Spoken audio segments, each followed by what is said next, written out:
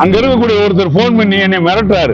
ஏயா கணேஷ் பாபா நீ ஓயாம மனுவா போட்டு தள்ளிக்கிட்டு இருக்கியா, பேசாம இன்னொரு இருக்க மாட்டேன் அப்படின்னு மிரட்டுறாரு. 2 தடவை வீடியோ எடுத்து அனுப்பிச்சுட்டேன். ஆனா நம்ம மாவட்ட ஆட்சியருக்கு அனுப்பிச்சாச்சு, எல்லாத்துக்கும் செஞ்ச நடவடிக்கை எடுக்கல. அதனால இப்ப பிச்சை எடுக்கும் போராட்டம் நடத்துறேன். அதிகாரிகள் இருந்தும் வெஸ்ட் பிச்சை எடுக்கிற நிலைமைக்கு கொண்டு வந்துட்டாங்க.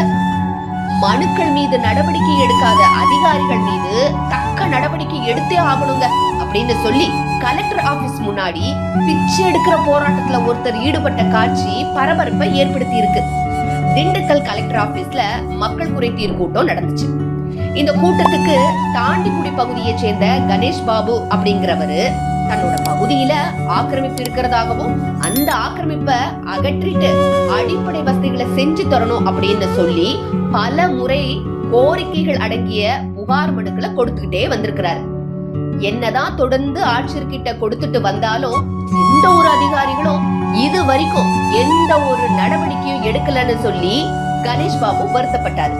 இதனால ஒரு கட்டத்துல பொறுமை இழந்த அவர் மனுக்கள் மீது நடவடிக்கை எடுக்காத அதிகாரிகள் மீது தக்க நடவடிக்கை எடுக்கணும்னு சொல்லி பிச்சை எடுக்கிற போராட்டத்துல ஈடுபட்டாரு.